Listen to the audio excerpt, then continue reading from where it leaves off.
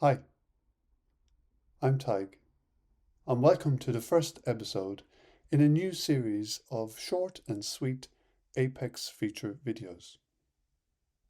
In the coming months, we're going to be taking a closer look at some important pieces of functionality in the e-commerce landscape.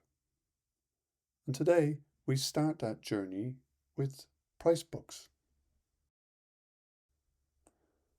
Price books allow merchants to set specific product pricing for all or a subset of customers.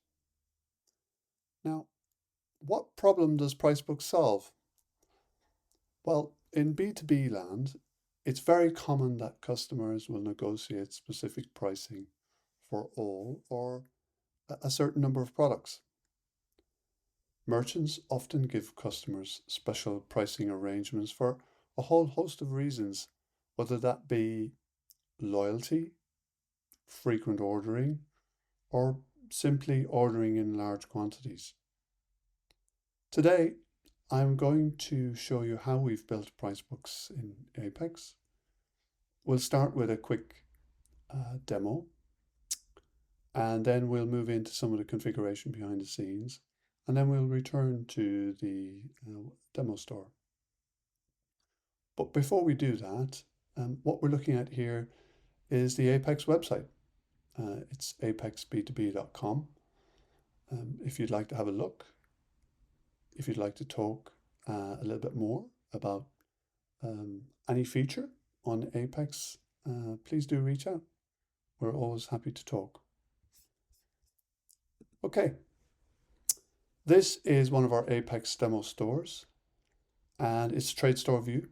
We are currently logged out, and we are just going to, first of all, go to a product listing page, a pretty simple product listing page. And now we're just zooming in on pricing today. And for these four products that you see, there's actually two price books in play here. The first three that all end in 5p, they're actually list price. So that is a price that's stored against the product in the back end. The fourth product here, however, though, is actually a global price book. Now, the configuration around what a global price book is, we'll see in a few minutes. But we'll see here in this instance that the product ends in 62p, and I'll show you where that comes from. We're currently logged out, and what I'm going to do now is I'm just going to log in.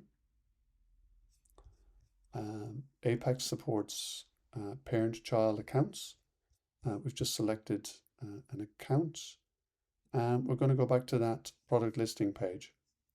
And we can see now all the pricing has changed. So this is my account as a customer, end user, and this pricing that we see is tailored for me and me only.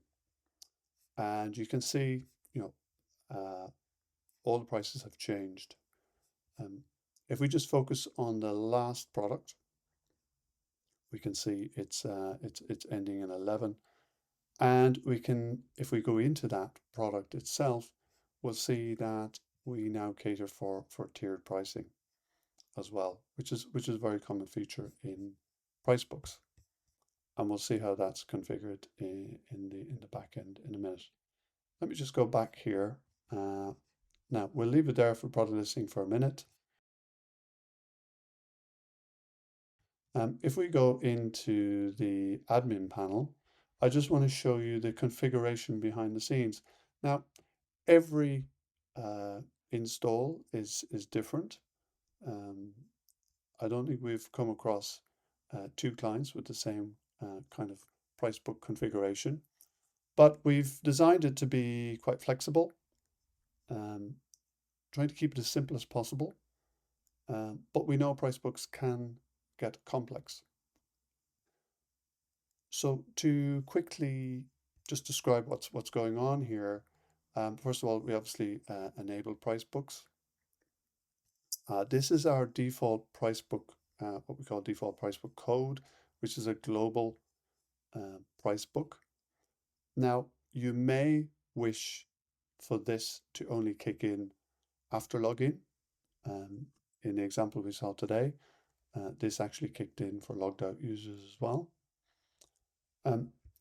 The third setting here, enable price for catalog product. So that is the standard list price that is stored against the product. You call it a base price. So what is that? Well, it's quite common that merchants they sell B2B and B2C. So you may want a scenario where B2C customers see a base price, but as soon as you log in, then and you're a B2B customer, your price book kicks in only then. Fourth option here, price book code entry. So as I mentioned earlier, Apex supports parent-child relationship. In most cases, the price book is set at company level. However, you can set it to be at child level. In this example here, it's at company level. The last option here is quite a unique scenario where some implementations, customers have contracted pricing and they might not have a price for all products. So you could have a scenario where you log in and you can see the whole catalog, but you don't have a price for certain products. Now, you may want to leave it like that and have a product inquiry form to negotiate a price for that product. Or you want the scenario when you log in, you only see the products that you actually have a price for. And that is what that setting is for. I'll quickly show you where price book prices are stored. So we call them company prices. It can be set at member level.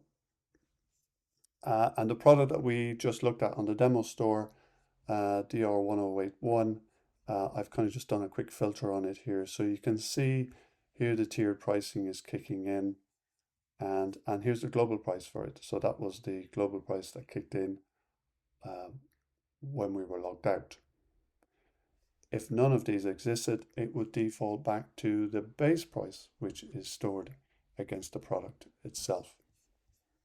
So if we return back to the demo store, yeah, we can see we examined that product. We can see the tiered pricing kicking in.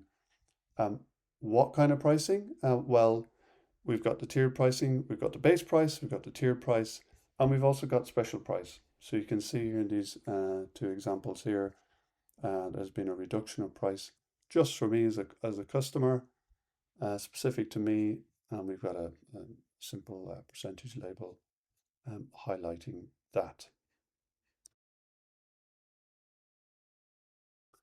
So that is price books in a nutshell.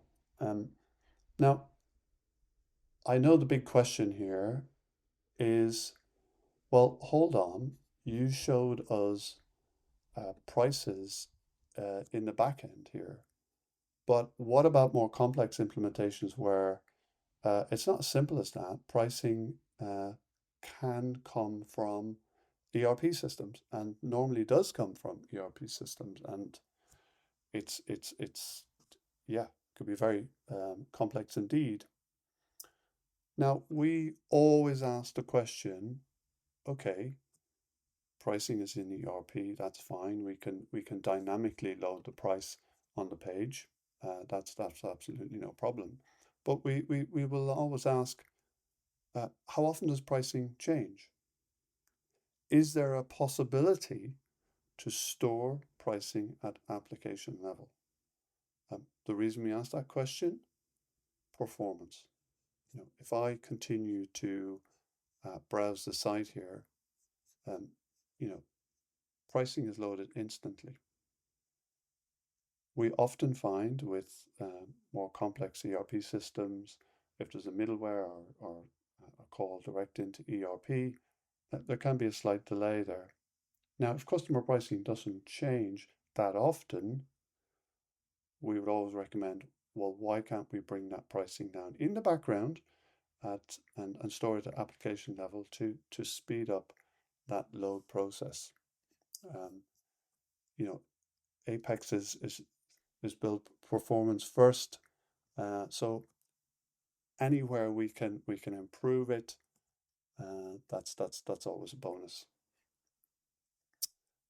Yeah, that's it. I hope you enjoyed this very short and sweet uh, uh, snapshot view of price books. If you'd like to chat more, please do reach out. And yeah, we look forward to seeing you in the next episode. Thank you very much.